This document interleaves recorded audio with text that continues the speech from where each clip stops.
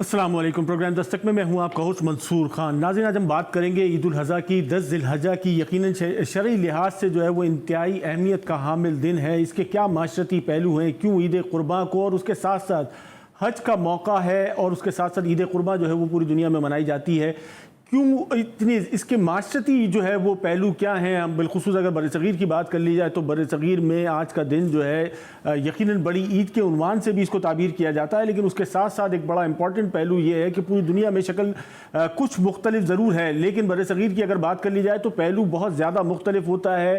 फ़राइज़ से जो लोग इस हद तक जो है वो अटैच नहीं हैं या फ़राइज़ की अदायगी में जो है वो हमें कमज़ोरियाँ नज़र आती हैं, लेकिन ईद कुर्बा का जब मौका आता है तो लोगों की जो अटैचमेंट है इस मौके के साथ वो इसके अलावा किसी और चीज़ में इस हद तक नहीं दिखती है।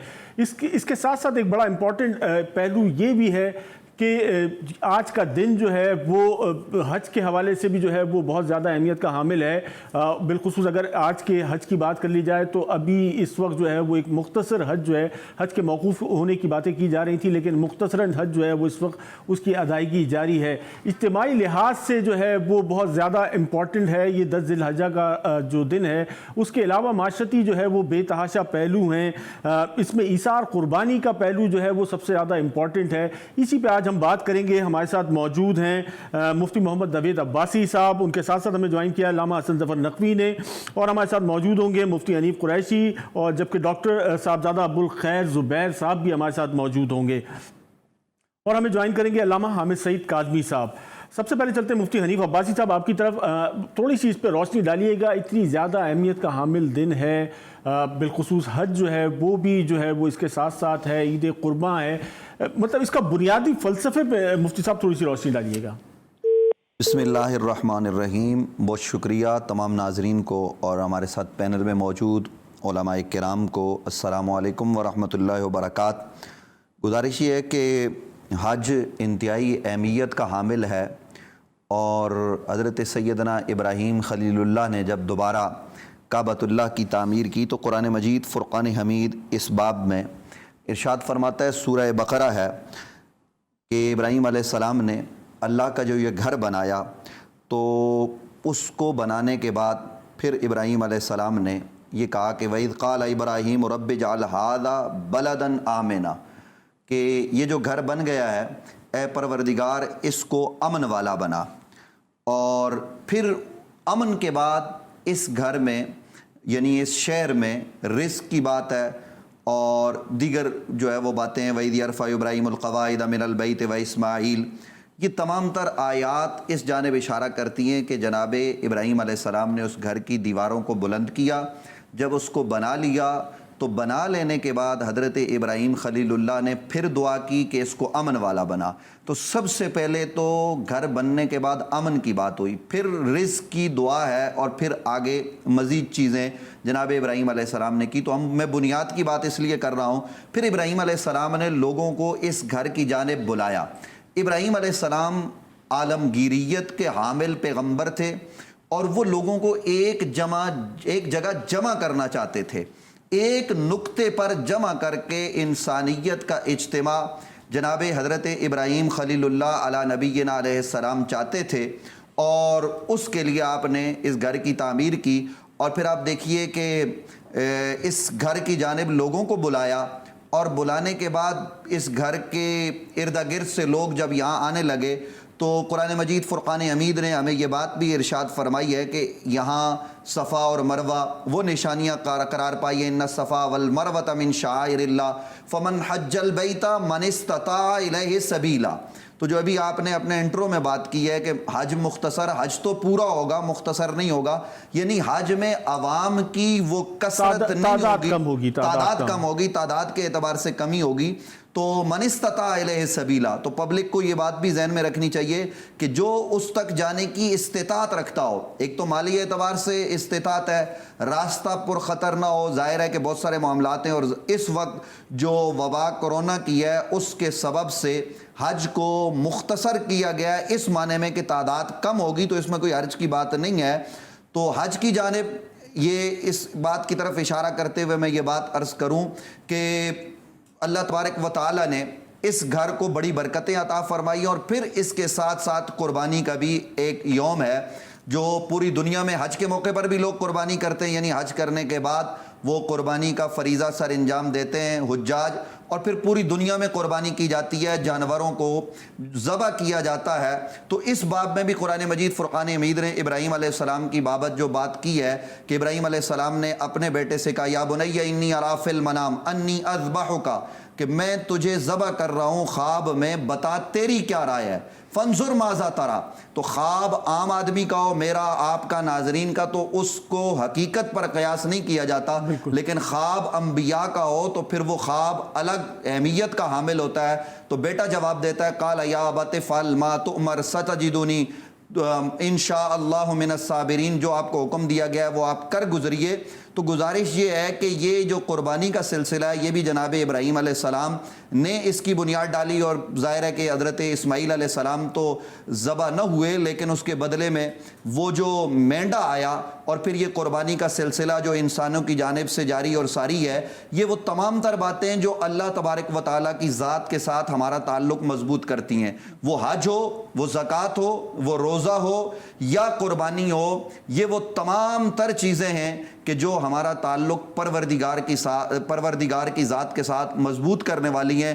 علامہ اسد ظفر نقوی صاحب، اجتماعیت کے اس پہلو پہ تھوڑی سی روشنی ڈالی کہ اسلام میں اجتماعیت کو جو ہے وہ اتنی زیادہ فوقیت دی گئی ہے، اور بالخصوص حج بھی جو ہے وہ اسی کا ایک نمونہ ہے۔ بسم اللہ الرحمن الرحیم۔ تمام شرکائے اس پروگرام کے شرکاء کو میری جانب سے سلام بھی عرض کر رہا ہوں، سب علماء کی خدمت میں، قابل احترام علماء کی خدمت میں، اور آج کے دن کی مبارکباد بھی ہے۔ اگرچہ کہ کہتے ہیں نا کہ حیات کا ماحول خوشگوار نہیں، لیکن بہرحال اللہ کا دن ہے، ایام اللہ میں سے ہے یہ دن، اس کی مبارکباد۔ اور اب آتے ہیں آپ کے سوال کی طرف، جو آپ نے سوال کیا ہے کہ دیکھیے پہلے ہم یہاں سے بات شروع کرتے ہیں کہ شاعر اللہ ذالک ومن یعظم شاعر اللہ فإنہا من تقوی القلوب، یہ شاعر اللہ ہے، جو بھی شاعر اللہ ہیں ان کی تعظیم کی جائے، ان نشانیوں کا احترام کیا جائے۔ والبدن جعلناها لکم من شاعر اللہ، اس پر تو بات ہو ہی جائے گی۔ اب جو آپ نے سوال کیا ہے کہ اجتماعیت، ابھی جس طرف مفتی صاحب نے اشارہ کیا سورہ ابراہیم کی اس آیت کی طرف انہوں نے اشارہ بھی کیا، اور بات بھی کی کہ پروردگار عالم دعائیں نقل کر رہا ہے جناب ابراہیم علیہ السلام کی، جس میں وہ فلسفہ بیان کر رہے ہیں۔ دیکھیے ایک بار ہے ہم عبادت انجام دیتے ہیں، بے شک وہ عبادت انجام دے رہے ہیں، اس کا ثواب ہو رہا ہے، ہمیں جیسے بتایا گیا حج کے ارکان ہم ویسے انجام دے رہے ہیں، صاحب ایسے کرنا ہے، یہاں سے احرام باندھنا ہے، یہاں سے تلبیہ پڑھنی ہے، یہاں تلبیہ ختم کرنی ہے، طواف کرنا ہے، پھر سعی کرنی ہے، پھر جناب عرفات جانا ہے، وہاں قیام کرنا ہے، پھر یہ سارا اراکین جس کو کہتے ہیں ارکان حج، یہ ہم ادا کرتے ہیں عبادتوں۔ ایک بار ہوتا ہے اس کی روح کے ساتھ اس کو ادا کرنا، آپ نے اشارہ کیا ہے اس کی روح کی طرف، فَجْعَلْ أَفْئِدَةً مِّنَ النَّاسِ تَهْوِي إِلَيْهِمْ، ایک فلسفہ تو یہاں بتایا جا رہا ہے کہ اے معبود، وہ جناب ابراہیم علیہ السلام کی جو دعا ہے وہ نقل کی جا رہی ہے قرآن مجید میں کہ پروردگار، جو آیت یہاں سے شروع ہو رہی ہے سورہ ابراہیم کے، ربنا انی اسکنت من ذریتی بواد غیر ذی زرع عند بیتک المحرم، تیرے گھر کے نزدیک اپنی ذریت کو چھوڑ کر جا رہا ہوں، یہ الگ ایک فلسفہ، لیکن صرف اس پہ بات کریں جو آپ نے سوال کیا۔ پہلا حکمت یہی بتا دی آپ کی دعا نے کہ پروردگار تمام دنیا کے انسانوں کے دلوں کو موڑ دے اس گھر کی طرف، فَجْعَلْ أَفْئِدَةً مِّنَ النَّاسِ تَهْوِي إِلَيْهِمْ، جہاں میں اپنی ذریت کو چھوڑ کے جا رہا ہوں، جہاں میں اپنی اولاد کو چھوڑ کے جا رہا ہوں۔ دیکھیے جس زمانے میں اپنی اولاد کو چھوڑ کر جا رہے ہیں، اس زمانے میں انہیں نہیں معلوم کہ یہاں کروڑہا اربہا لوگ قیامت تک آتے رہیں گے، اس گھر کا طواف کرتے رہیں گے، یہ تو دعا ہے جناب ابراہیم کی، لیکن پروردگار عالم نے اس دعا کو قبولیت کا شرف بخشا اور ایک مرکز وحدت بنایا کہ ساری دنیا میں جتنے بھی مسائل ہوں سال میں ایک موقع فراہم کیا کہ دنیا بھر کے مسلمان وہاں پر جمع ہوں، غور و فکر کریں، اپنے حالات پہ غور و فکر کریں، قوم کے حالات پہ غور و فکر کریں، انسانیت کے حالات پہ غور و فکر کریں۔ بھائی انسانیت کے لیے دیکھیے اسی حج میں ساری اجتماعیت کی بات کر رہا ہوں، ذرا سا تمہید باندھنے میں مجھے 1 منٹ لگا، اب میں 2 منٹ میں بات کو مکمل کروں گا۔ اسی میں ایک رکن ہے صحیح کا معنی کیا ہے؟ کوشش کرنا۔ یہ تمام اپنے ناظرین کے لیے ہم بات عرض کرنا چاہتے ہیں کہ جب جناب ہاجرہ سلام اللہ علیہا جب اپنے بچے کے لیے پانی تلاش کریں جناب اسماعیل علیہ السلام کے لیے، تو صفا سے مروہ کی طرف بھی 7 چکر آپ یعنی 7 بار گئی ہیں اور آئی ہیں۔ اب مجھے آپ بتائیے کہ جو زمزم 7 چکر کے بعد، حالانکہ ہر صفا سے مروہ کے جانے کے بعد فوراً دیکھتی تھی نا، صفا سے مروہ تک جانے کے بعد اپنے بیٹے کی طرف دیکھتی تھیں. 7ویں بار کے بعد جب دیکھا تو پانی جاری تھا. جب آئی ہیں بچے کے پاس دیکھا پانی جاری ہے. اب یہاں یہ سوال ہے نا کہ وہ پانی جو 7 چکر کے بعد ایڑیاں رگڑنے سے پیدا ہوا جناب اسماعیل علیہ السلام کی، وہ پہلے کیوں نہیں ہو گیا؟ یہ جناب حاجرہ سلام اللہ کو اتنی زحمت کیوں اٹھانی پڑی؟ اسی کا نام رکھا گیا سعی، یعنی کوشش. یہاں بھی معبود یہ بتانا چاہ رہا ہے کہ بغیر کوشش کے، بغیر جد و جہد کے میں نے اپنے انبیاء کو نہیں دیا تو تمہیں کہاں سے دوں گا؟ تو یہاں ایک سبق یہ ملا کہ جد و جہد کرو، سعی کرو اپنے مسائل کے حل کے لیے.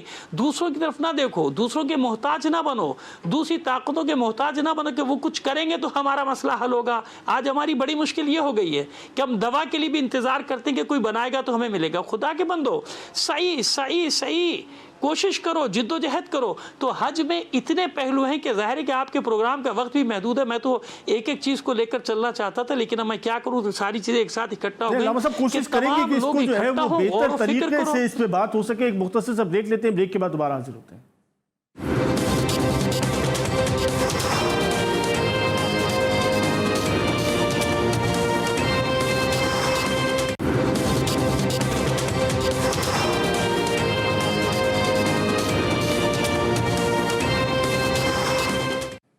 ویلکم بیک ناظرین. آج 10 ذی الحجہ کے موقع پہ ہم نے کوشش کی کہ آج جو ہے وہ حج کو اور اس کے ساتھ ساتھ جو ہے وہ عید قرباں کے حوالے سے یقیناً یہ شرعی طور پہ انتہائی اہمیت کے حامل ہیں، لیکن اس سے جو متعلق پہلو ہیں، بے تحاشا ایسے پہلو ہیں جس پہ بات کرنے کی ضرورت ہے کہ اور وہ کیوں اتنے انتہائی اہمیت کے حامل ہیں. اسی پہ ہم بات کریں گے. ہمارے ساتھ موجود ہے ڈاکٹر صاحبزادہ ابوالخیر زبیر صاحب. ڈاکٹر صاحب تھوڑی سی روشنی اس پہ ڈالیے گا کہ بے تحاشا پہلو ہیں جس پہ بات کرنے کی ضرورت ہے، اور کوئی بھی پہلو جو ہے خداوند کریم کی طرف سے ایسا نہیں ہے کہ جس کے مطلب جس کی کوئی مقصدیت نہ ہو. یہاں ہر پہلو کے پیچھے، جیسے ابھی علامہ حسن ظفر صاحب نے فرمایا کہ صرف صحیح کے جو ہے وہ بے تحاشا پہلو ہیں. بسم اللہ الرحمن الرحیم. یہ بڑا مبارک اور مسعود دن ہے مسلمانوں کے لیے. اس میں صاحب استطاعت مسلمانوں پر قربانی ہے. پوری دنیا کے مسلمان قربانی کرتے ہیں، اور یہ جو قربانی کا تصور ہے اس کے لیے قرآن پاک میں اللہ فرماتا ہے کہ وَلِكُلِّ أُمَّةٍ جَعَلْنَا مَنْسَكًا لِيَذْكُرُوا اسْمَ اللَّهِ عَلَى مَا رَزَقَهُم مِّن بَهِيمَةِ الْأَنْعَامِ. یہ صرف تمہارے لیے نہیں ہے بلکہ تم سے پہلے جتنی امتیں گزری ہیں ان سب کے لیے ہم نے یہ قربانی رکھی تھی. وہ سب قربانی کیا کرتے تھے. اور قربانی بھی کتنی پرانی ہے اور کتنا پرانا اس کا قدیم تصور ہے، اس کا آپ اس سے اندازہ کریں. اور اس سے اہمیت کا بھی اندازہ ہوتا ہے، اس قربانی کی اہمیت کا، کہ اللہ تعالیٰ نے تمام مسلمانوں پر یہ رکھی ہے قربانی. اور کب سے شروع ہے یہ قربانی؟ آپ اندازہ کریں، حضرت آدم علیہ نبینا علیہ السلام کے دور سے یہ قربانی شروع ہوئی ہے. ان کے قرآن نے واقعہ بیان کیا ہے کہ ان کے 2 صاحبزادے تھے، ان کا آپس کے اندر حابیل اور قابیل کا نزاع ہوا، اور اس نزاع کے اندر کیا نام ہے حضرت آدم نے فیصلہ فرمایا کہ حق پر وہ ہوگا جس کی قربانی اللہ قبول فرمائے گا. تو قابیل جو تھا وہ تو کیا نام ہے غلے کا کام کیا کرتا تھا، اس نے کہا میں غلہ پیش کروں گا اللہ کی بارگاہ میں. حابیل جو تھا وہ بکریاں وغیرہ کام کرتا تھا، اس نے کہا میں بکریاں اللہ کی بارگاہ میں پیش کروں گا.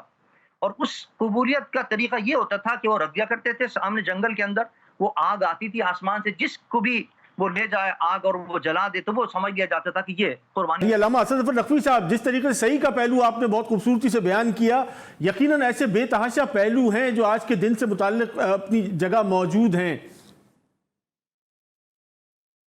جی میں عرض کرتا ہوں آپ کی خدمت میں. بہت شکریہ منصور صاحب. ایک تو مجھے خوشی ہو رہی ہے کہ آپ نے بہت اچھے علماء کو آج کے اس امپارٹنٹ، اس اہم پروگرام میں دعوت دی، اور ساتھ میں مجھ جیسے طالب علم کو بھی بلایا ہے. لَن يَنَالَ اللَّهَ لُحُومُهَا وَلَا دِمَاؤُهَا وَلَكِنْ يَنَالُهُ التَّقْوَىٰ. اللہ کی بارگاہ میں نہ تو یا خون پہنچ رہا ہے اور نہ ہی گوشت پہنچ رہا ہے. دیکھیے پہلے میں قربانی کے فلسفے پہ تھا کہ ایک چیز پہ میں بات کر لوں، قربانی کے فلسفے بات کر لیتے ہیں. بہت سارے پہلو ہوں گے لیکن ایک پہلو تو سامنے آ گیا نا کہ قربانی اللہ کی راہ میں کرنی ہے، انسانوں کی راہ میں نہیں. انسانوں کو نہیں دکھانا ہے، بلکہ ہم اچھا جانور بھی خریدتے ہیں، بے عیب جانور خریدتے ہیں. شرط ہے نا یہ قربانی کے جانور کی، بے عیب ہونا چاہیے، اچھا جانور ہونا چاہیے. یہ اللہ کو راضی کرنے کے لیے یہ ایک عہد ہوتا ہے کہ جس طرح ہم یہ سنت ابراہیم پہ عمل کر رہے ہیں، تو ہمیں کبھی اپنا جان اور مال اور اپنے بچوں کی بھی قربانی دینا پڑی تو ہم اللہ کے دین کی خاطر یہ قربانی بھی دے سکتے ہیں. اور تاریخ اسلام اس سے بھری ہوئی ہے کہ جیسے علامہ اقبال بھی اس طرف اشارہ کرتے رہے اور ہمارے علماء فقہا سب اس طرف اشارہ کرتے ہیں کہ نہایت اس کی حسین، ابتدا ہے اسماعیل. تو ہمیں وہ ذبح عظیم کا تصور بھی آتا ہے کہ جب ایسا وقت آیا تو ایک جگہ نبی زادہ بچ گیا اور ایک جگہ نبی زادہ دین پر، اللہ کے دین پر قربان ہو گیا. تو قیامت تک کے لیے انسانوں کے لیے بھی، مسلمانوں کے لیے بھی اس میں یہ فلسفہ چھپا ہوا ہے کہ جب اللہ کے دین کی خاطر جب ایسا وقت آ جائے تو ہمیں اپنے ہر چیز کو قربان کرنا ہے. دوسرا پہلو مختصراً جو عرض کرنا چاہتا ہوں کہ دیکھیے ہمارے معاشرے میں ایک طبقہ ہے کہ جیسے ہی قربانی کی بات آتی ہے ہم جانور خریدنا شروع کرتے ہیں، اس طبقے کو پتہ نہیں کیوں، معلوم نہیں کیوں تکلیف شروع ہو جاتی ہے. اور وہ یہ آج کل بھی یہ چل رہا ہے کہ صاحب اس کی جگہ بہتر ہے کسی غریب کے بچے کو پڑھا دیں، کسی کا علاج کرا دیں، غریب کے پاس کھانا نہیں، فلاں نہیں. تو ہم تک بھی جب یہ بات پہنچی تو جس نے یہ بات کی تو اس کے ہاتھ میں 80,000 روپے کا یہ موبائل فون تھا، یہ سیٹ تھا. تو میں نے کہا بھائی تو یہ 80,000 کا موبائل بیچ کے غریبوں کی مدد کیوں نہیں کر رہا؟ 45 لاکھ کی تو گاڑی سے اتر رہا ہے. ساری تیری انسان دوستی اس قربانی پہ آگے کیوں رکھ جاتی ہے؟ جیسی قربانی کی بات آئے گی ان کو تکلیف شروع ہو جائے گی سب کو، اور یہ سوشل میڈیا پہ شروع ہو جائے گی کہ انسان کے لیے یہ کر دو، انسان کے لیے وہ کر دو. تو بھائی تم جو گفتگو کر رہے ہو اپنی حالت تو دیکھو، اپنی کیفیت تو دیکھو کہ تمہارے پاس کیا کیا. دوسری بات کرنے سے پہلے سوچو کہ اس قربانی کا فائدہ کس کو ہو رہا ہے. خدا کے بندو، چند لوگ ہوں گے جو اپنے فریزر میں قربانی کا گوشت رکھتے ہیں آج کل. جتنا فائدہ ان غریبوں کو، کروڑوں مستحق جن کو سارا سال بیچاروں کو گوشت کھانے کو نہیں ملتا، یہ ان میں بٹ جاتا ہے. یہ غذا بنتا ہے انسان کی، حلال گوشت غذا بنتا ہے. اسی لیے اللہ نے جو قربانی کا جانور ان انسانوں میں غریبوں میں تقسیم ہو رہا ہے، اس جانور کو بھی اپنی نشانی قرار دیا جو میں نے آیت پہلے حصے میں پڑھی تھی، وَالْبُدْنَ جَعَلْنَاهَا لَكُم مِّن شَعَائِرِ اللَّهِ. اور شاعر اللہ کا حکم کیا ہے؟ ذَلِكَ وَمَن يُعَظِّمْ شَعَائِرَ اللَّهِ. اللہ کی نشانیوں کا احترام کرو، بے توقیری نہ کرو. تو اللہ نے ان جانوروں کو جو قربان ہو رہے ہیں، جن کا نفع انسانوں کو ہر طرح سے پہنچ رہا ہے، ان کی کھال سے بھی نفع پہنچ رہا ہے، ان کے بالوں سے بھی نفع پہنچ رہا ہے، ان کے گوشت سے بھی نفع پہنچ رہا ہے. تو اس میں کتنی حکمتیں چھپی ہوئی ہیں کہ ان کی بھی بے احترامی نہ کرو. تو یہ بات کرنے سے پہلے سوچنا چاہیے. تیسری مختصر سی بات یہ ہے کہ خود قربانی کرنے والوں کو پیغام دیا جا رہا ہے کہ خدا کے لیے آپ اچھا جانور لیں، آپ بے عیب جانور لیں، لیکن اس میں ریاکاری نہیں آئے کہ وہ جناب اس کی قیمت 10 لاکھ اور 12 لاکھ اور 15 لاکھ اور اس کی کیٹ واک ہو رہی ہے، اس کو ماڈل لے کے گھوم رہے. خدا کے بندو، اللہ کی بارگاہ میں یہ ریاکاری نہیں جاتی. ریاکاری کے ساتھ کوئی نماز بھی پڑھے گا تو نماز بھی منہ پہ مارتی جاتی ہے. اس میں مقابلہ نہیں ہوتا. ہاں اس میں یہ دیکھو کہ اچھا جانور، اچھے سے اچھا جانور اپنی حیثیت کے مطابق میں قربان کروں، لیکن ریاکاری کا عنصر نہیں ہونا چاہیے. اللہ کو اس میں کچھ نہیں چاہیے. اللہ دلوں کے حال کو جانتا ہے کہ دلوں میں کیا ہے. تو قربانی کے یہ 2-3 پہلو جو ہے پیش نظر رکھنا چاہیے. اچھا جانور قربان کرو بھائی.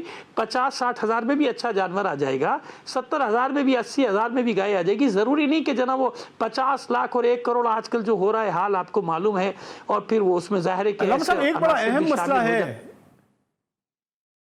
وہ یہ کہتے ہیں کہ جی ہاں، میں یہی تو عرض کر رہا ہوں کہ یہ بڑے نازک پہلو ہیں کہ قربانی اچھی بھی ہو لیکن ریاکاری سے پاک بھی ہو. معاشرے میں یہ مقابلہ نہ ہو. اب وہ مقابلہ ہو رہا ہے، بچے بیچارے جا رہے ہیں تو اب مقابلہ کہ فلانے کا جانور اتنے کا ہے یا فلانے کا جانور اتنا ہے. یہ ہمیں تربیت ہمارے علماء بھی کرتے ہیں. اس کی اٹیچمنٹ کے حوالے سے کہ مطلب مسلمانوں کو ہم دیکھتے ہیں اپنے معاشرے میں کہ جو فرائض ہیں ان سے اتنی زیادہ اٹیچمنٹ نہیں ہے. ایک شخص ہے وہ بہرحال جو ہے وہ اس کا معاملہ اللہ تعالیٰ سے ہے، لیکن باقی جو دیگر فرائض ہیں ان کی ادائیگی میں کمزوری ہے. لیکن یہ عید قرباں کے موقع پہ ہم دیکھتے ہیں کہ لوگ بیسی ڈال کے بھی قربانی کرتے ہیں. مطلب اس شوق کے پیچھے کیا جو ہے وہ پہلو ہے؟ نہیں دیکھیں، میں نے پہلے بھی عرض کیا نا کہ 2-3 چیزیں. ایک تو وہ خلوص اور تقویٰ. بے شک ایک طبقہ وہ ہے کہ جو جانتا ہے کہ قربانی کرنی ہے، اس کا فائدہ لوگوں کو پہنچ رہا ہے. ایک وہ طبقہ ہے کہ جو اور فرائض سے غافل ہے، اللہ نے اس کو نوازا ہے. اب میں اس پر پہلے بھی بات کرتا رہا ہوں مختلف چینل پہ کہ خدا کے بندو، یہ تم لاکھوں کروڑوں کے 100 جانور لے کے ٹینٹوں میں باندھ رہے ہو، سب کر رہے ہو.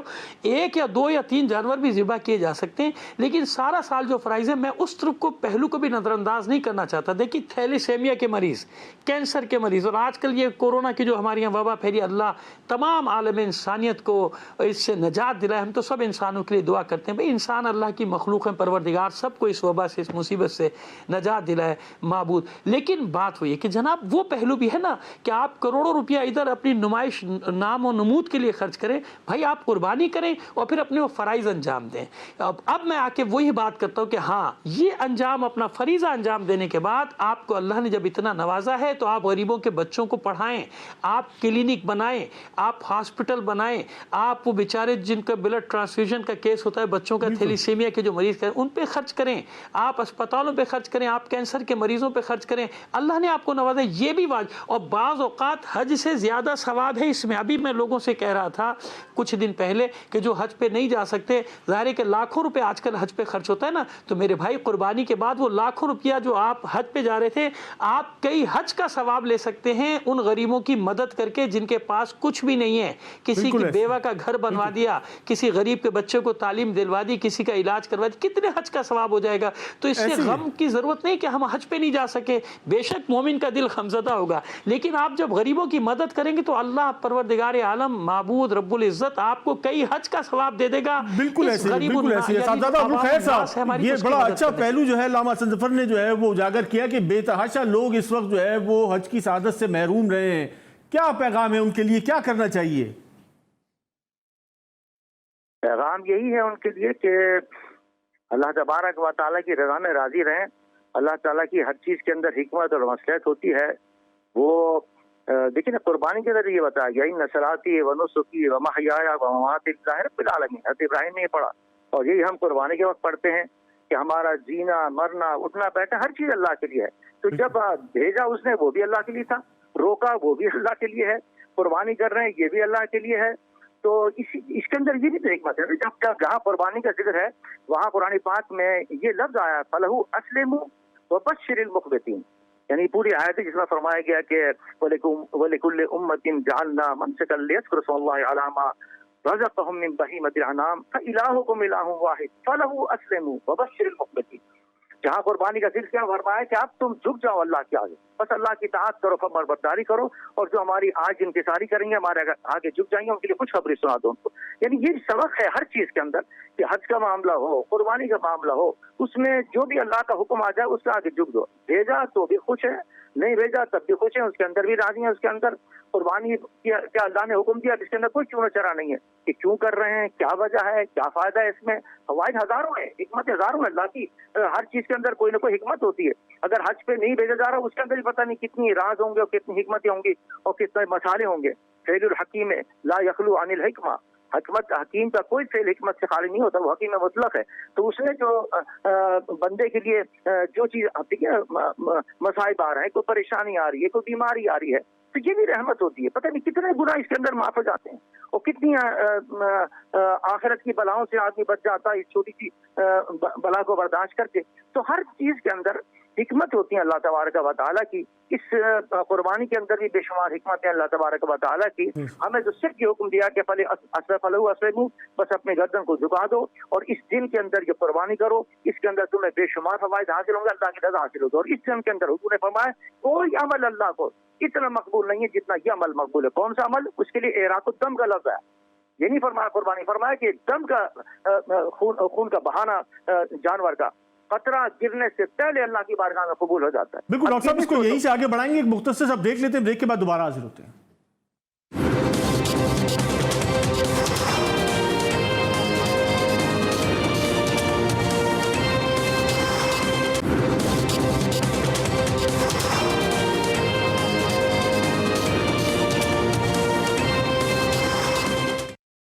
वेलकम बैक नाज़रीन। हम जिक्र कर रहे थे आज ईद कुर्बान के हवाले से और बिलखुसूस जो है वो हज के हवाले से गुफ्तगू कर रहे थे। इसके बेतहाशा जो है वो पहलू हैं और कोशिश हम कर रहे हैं कि ज़्यादा से ज़्यादा पहलुओं पे जो है वो बात हो सके।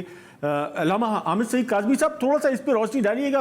बेशक जो है वो आज का दिन जो है बेतहाशा पहलुओं के जो हवाले से जो है वो इंतहा से ज़्यादा मकबूल है, लेकिन जो इस वक्त मतलब आज की सूरत हाल अगर पाकिस्तानी माशरे की बात कर ली जाए तो सूरत हाल कुछ मुख्तलिफ है और कुछ मुख्तलिफ कुछ इस सूरत में है कि साहिब इस्तिताअत लोग भी जो हैं वो भी तंगदस्ती का शिकार हैं। उनके लिए क्या हुक्म है?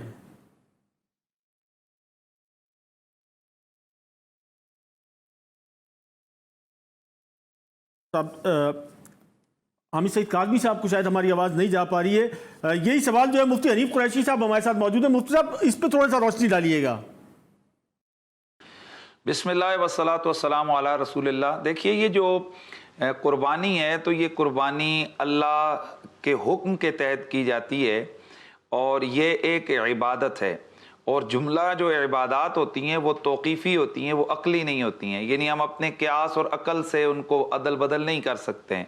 जो अल्लाह और उसके रसूल का हमें हुक्म होता है हम उसके पाबंद हैं कि जैसे अल्लाह और उसके रसूल ने हमें हुक्म ने इरशाद फरमाया हम उसके मुताबिक ही अमल करेंगे। आजकल कुछ लोग क़यास करते हुए ये कह रहे हैं या अपने अक़ली जो है ना वो ढकोसले की बुनियाद पर ये कह रहे हैं कि जनाब क्या ज़रूरत है एक जानवर का खून बहाने की, आप उतना जो है ना किसी गरीब और मिस्कीन को दे दें। इस किस्म की बातें होती हैं।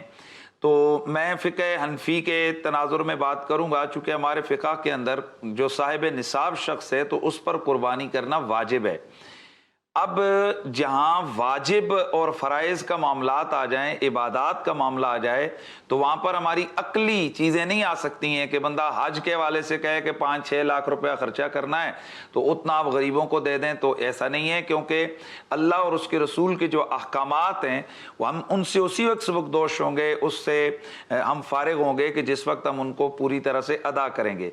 तो मैं कल भी एक प्रोग्राम में मैंने किसी चैनल पर मैंने बात करते हुए ये कहा था कि कुर्बानी के हवाले से ये तो आप कर सकते हैं, यानी ये इतना क्यास हम कर सकते हैं कि एक शख्स ऐसा है कि जिसने 1 लाख रुपए का बैल जो है ना कुर्बानी करना था, तो अब चूंकि कोरोना की वजह से उसके दाएं बाएं गरीब गुरबा और गुर्बत बढ़ चुकी है, तो ये तो हम इतना क्यास कर सकते हैं या इतना हम उसमें कह सकते हैं कि अब वो बजाय 1 लाख रुपए का बैल अकेले ज़बा करने के वो एक गाय के एक हिस्सा डालकर वाजिब जो है ना वो पूरा कर ले और बाकी जो है वो अल्लाह की राह में गुरबा को दे दे, ये तो हम कर सकते हैं।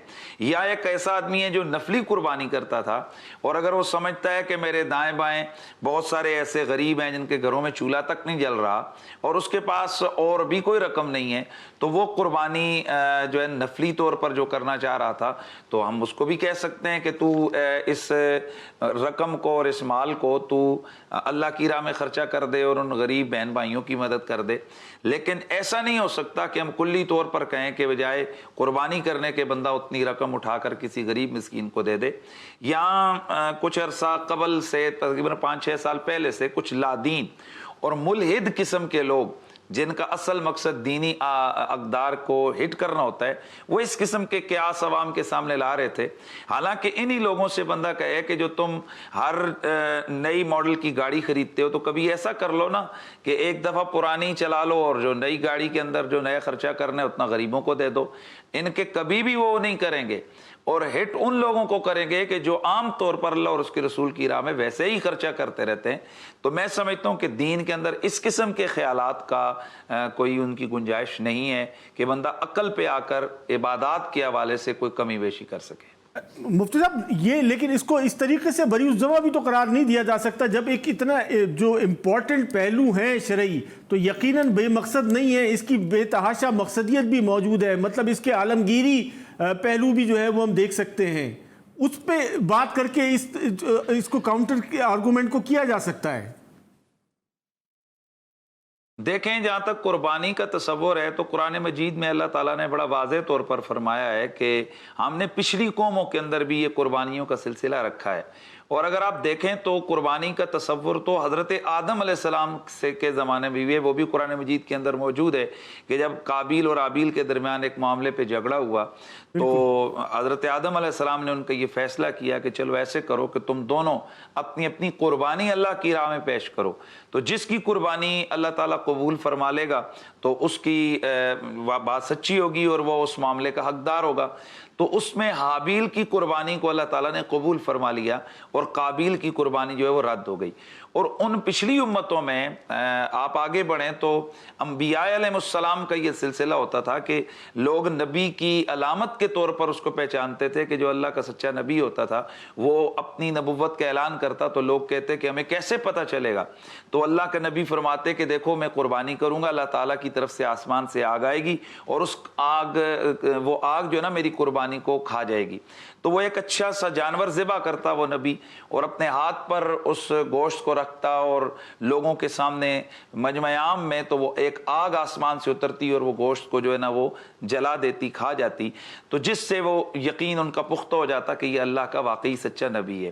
تو اسی طرح سے یہ سلسلہ قربانی کا تمام جو آسمانی مذاہب ہیں ان میں بھی ہے. اور اگر آپ دنیا کے باقی مذاہب کو دیکھیے, ہندوازم کو دیکھیے, بدھ مت کو دیکھیے, زرتشت کو دیکھیے, اور دیگر جین مت کو دیکھیے, باقی مذاہب کو آپ دیکھیں تو آپ کو ہر مذہب میں قربانی کا کانسیپٹ ملتا ہے, اگرچہ ان کا اپنا اپنا انداز ہے قربانی کا.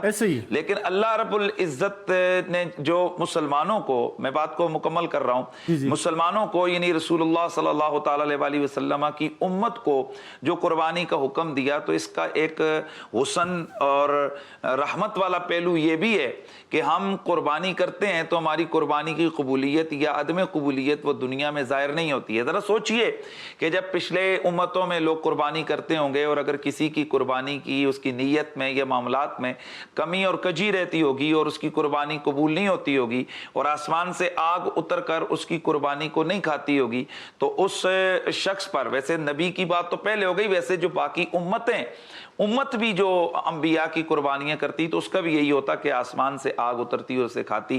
تو وہ کیسا ہوتا ہوگا کہ ساری دنیا کے سامنے وہ ہائی لائٹ ہوتا ہوگا کہ دیکھو فلاں بندے کی قربانی قبول نہیں ہوئی ہے.